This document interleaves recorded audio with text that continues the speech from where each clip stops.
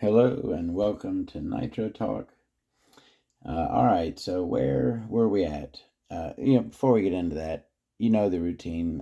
I really appreciate subscribe, comment, all that stuff. Really helps me out. I appreciate my viewers. Thank y'all very, very much for being here. So we pulled the engines out of the Hyper 7s, and we're going to throw two more in, and one we're going to break in. I am going to do my Todd Method break-in video. This video is kind of going to be the introduction to it, and I'm going to have a second video where I do the actual break-in, but I'm going to talk about it here today. I went ahead and I wanted I was kind of in a rush. And I've done plenty of engine install videos before into the Hyper 7s specifically. I've done a few. So I felt I'll throw them in and get them set up.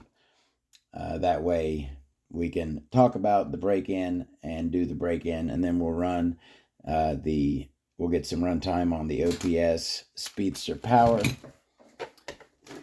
which is in the other buggy. So got the Force Pro 21 in my Pillow Ball Hyper 7. And in my C-Hub Hyper 7 here, I have the OPS Speedster Power. I took the two clutches that were on the two engines that I just pulled, and those are the two clutches on here. This one has a Losi style 4-shoe. And this one has the Works Racing Power Clutch. The only, real quick, just to touch upon engine installs, like I said, I've done plenty of them. You can always refer back to that if you have a question. But a couple things I always like to point out when you're setting up your linkage. How's our view here? When you're setting up your linkage, you want your linkage rod to be straight. You don't want it going uphill. You don't want it going downhill. You want it nice and straight. A nice straight pull from the carb. You see I have my throttle return bands on there. I did also set it up, everything, sorry about that, with the radio. My DX5C here. So it is all set up and ready to go. It only opens up to the end of the Venturi. It has a 7mm Venturi in it. The one thing that I needed to do before I start the break-in, right now it has, these Force engines came with plugs in the box. A Force, apparently, glow plug. I do not want to run that for break-in, just because I feel that the P3 is going to be a superior plug, in my opinion. And I want to give this engine the best chance of starting up fast and staying running the entire time. And I feel that the best plug to do that is an OS P3. So, and I run this in all of my turbo engines, by the way. All right. So I'm going to pull this head off here. I'm going to swap this plug. And while I'm doing that, let's talk about the Todd method of nitro engine break-in.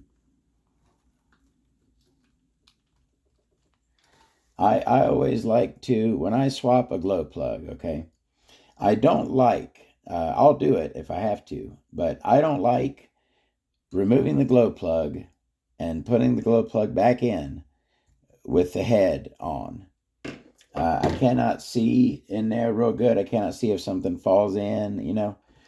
When I swap a glow plug, I like to do it with the head off. I like to basically swap the plug right on the button and then reassemble the engine. That's how I like to do it.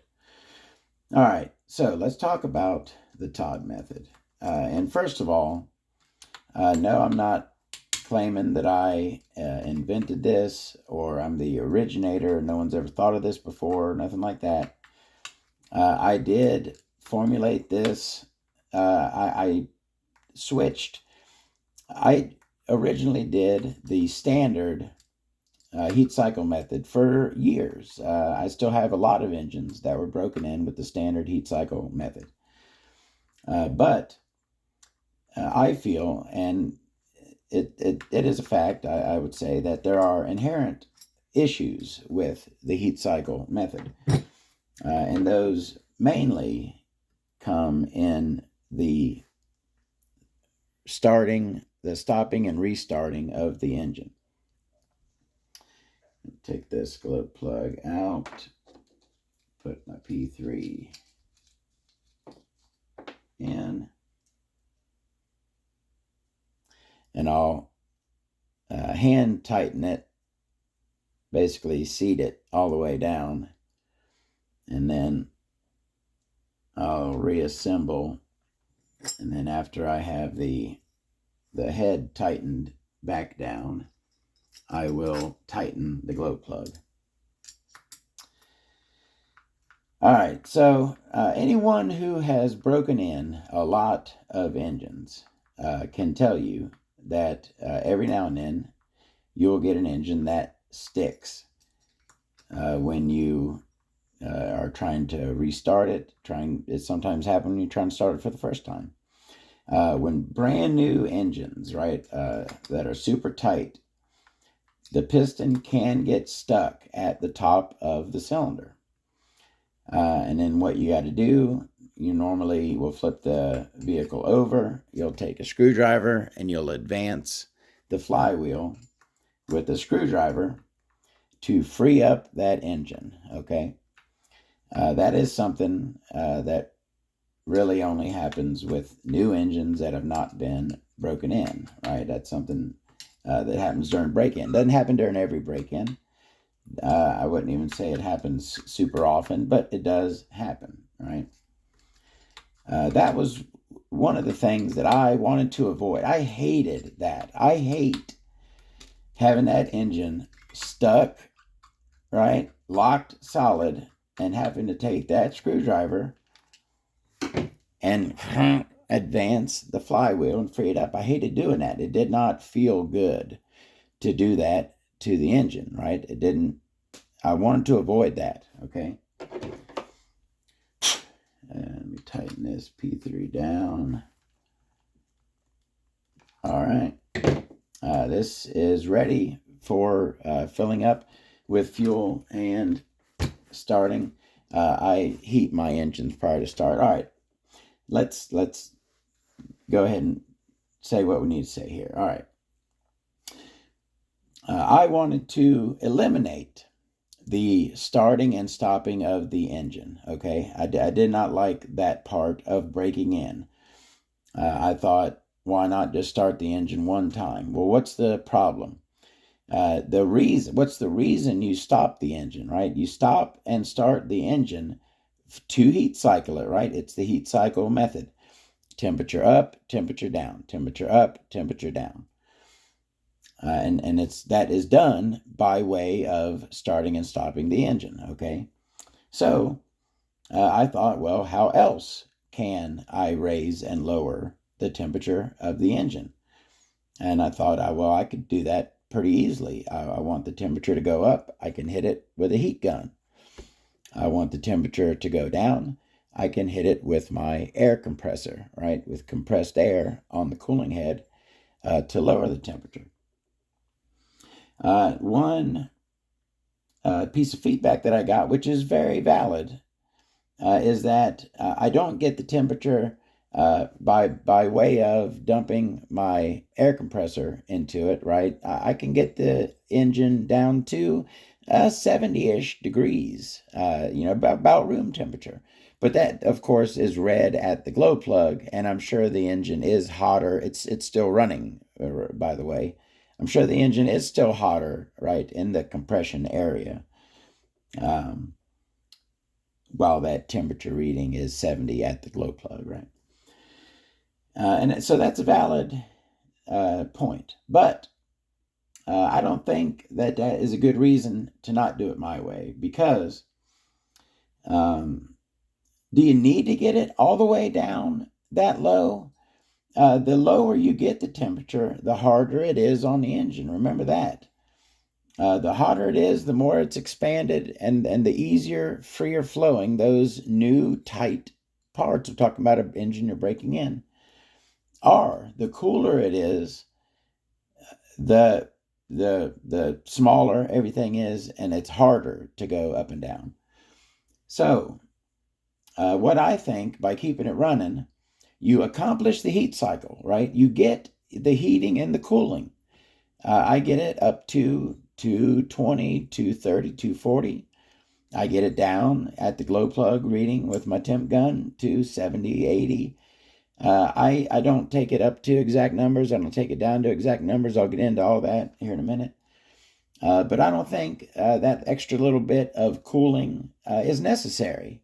I'm getting a good heat cycle, I feel, and I'm avoiding that super cool part of it that is the hardest on the engine, okay? So that's my reasoning behind the way that I break in my engine. That's my other point I wanted to make. I'm not recommending anyone do this. I'm not saying that the heat cycle method is wrong. I'm saying that I find a flaw in it, and I think that I know a better way for me. I've been breaking in my engines for at least 3, 4, maybe 5 years this way, quite a long time. My Nova Rossi rolling here, which was bought from Nova Rossi Direct. They haven't been open since like 2018, 2019. Was broken in this way. I have found great success with it. Again, I'm not saying you need to do it my way. I make a big point to say that in my videos, is that I'm showing you my way. I want to show you the way I think about it, the way I do it. This is the way I break in my engines, and I would like to share that with you. And I would like to open the discussion. If you think there's an issue with it, if you think it's a good idea, whatever, I'd love to hear your feedback on it. So that's the reasoning behind it. So now what do I do? Okay, let's discuss that. So on my first start, which I intend to be the only start, it doesn't work out every time. Yes, I have had engines stall and I've had to restart them. That happens. But my goal is to start the engine one time and not shut it off until I am done breaking it in. I do a 1 quart break-in. Oh, that's the other thing I wanted to say real quick. A lot of these rules, right? The heat cycle method is very old. I'm not saying it's wrong or antiquated or should be updated, not saying anything like that. But at the time when the standard heat cycle method was formulated, these were not the engines that people were running. The materials technologies have increased. The precision of the instruments has increased. These engines do not, my opinion, do not need as much of a break-in as the engines of 30, 40, 50 years ago did. I feel that 1 quart is perfectly suffice. So I will heat the engine up, right? I, of course, have the engine set up in the buggy. I like doing it set up in the buggy. I have a break-in stand I could do it on. But I like doing it in the buggy, so when it's done, I can just go, right? I can use my starter box to start it, right? Easy peasy. For the first start, I will heat the engine up very well, right? Get a good heat on it. I will open up the throttle an extra, certainly nowhere. So my standard throttle opening is approximately 0.5 to 0.7 millimeters during average running. I'll open it up to like 1.5 millimeters or so to make sure I get that first start quickly and easily, right? I want to spin it over to prime it. So after I heat it up, I'm going to spin it over to prime it, get it primed really good. But when I put that glow plug on it, I want it to fire up immediately and stay running, okay? So I'll have my throttle opened up. Have my fuel tank full, obviously. And I'll fire it up. And what I will do is I will I could let the engine heat rise naturally, which it will do. If it's slobberingly rich, I may lean it out a bit on the low end to raise the temperature. I may open up the throttle to raise the temperature. I can let the engine heat up naturally. I can also add heat with my heat gun. What I like to do is not just up, down, up, down, up, down. I like to throw some variance in there, right? Sometimes I'll let it raise up slowly, right? I'll let it raise up on its own, keep an eye on it. Maybe takes 5-10 minutes to raise up to 220-ish. Some other times when I got it cool, I may want to heat it up really quick. I'll take my heat gun, I'll hit it all over, and I'll raise that temperature up really quickly, right? When cooling, I'll also throw some variance in that. Sometimes I'll let it cool on its own after heating it up. Maybe throw a fan on it from a distance, let a slight breeze on it, cool it down. And then other times I'll take my air compressor and I'll just dump the whole tank into it, cool it down quickly, right? So that's what I'll do. When the tank gets low, I'll refill it. I have a quart can that I just fill from my gallon. So I know that when I'm done with that quart, right, I'm done with my break-in. And I'll just keep filling the tank. I'll keep the engine running. I'll keep an eye on the temp. I'll make sure it is within that range of 70-ish to 240-ish. And I will just keep cycling it up and down in varying speeds, let's say that way, right? Cool down quickly, raise up slowly. Raise up quickly, cool down slowly. I'll just keep doing that until I'm through with my quart. And then, in my opinion, that engine is ready for tuning and running. That's the way I've been doing my engines for quite a few years. That's the way I'm going to continue to do my engines. I like the speed of it, right? It's quicker. You can use the same, you can do a quart break-in with shutting it off and on, right? You can use whatever amount you want. It's not like a fuel saver. But it does save time. And I feel, in my opinion, I think it's better for the engine to only start one time during that crucial, very tight pre-break-in part of the engine's life. One start only, get it broken in, and then she's ready to go. That's my opinion. That's the way I do it. That's the way I'm going to show. I'm going to be filming the break-in process of the Force Pro 21 here. And that's what we're going to do. Thank you very, very much for watching. These are both set up, my opinion, beautifully. The way I like to set them up, the mesh is just right. Got a lovely little tick. Slide it to another spot. Lovely tick. Slide it to yet another spot. Lovely tick. Beautiful gear mesh. I got twin springs on both of them. Our pipes are very well secured. Like I said, I set up my electronics to that. The throttle opens only to the opening in the Venturi. They both have 7mm Venturis again. I like a 7mm Venturi. The OPS Speedster Power is running a OS 21J carb, an OS Speed carb. And I'm also running the same Ultimate Engines. Oops, sorry. Running that same Ultimate Engines pipe that I had on the Ultimate engine that I just took out of here.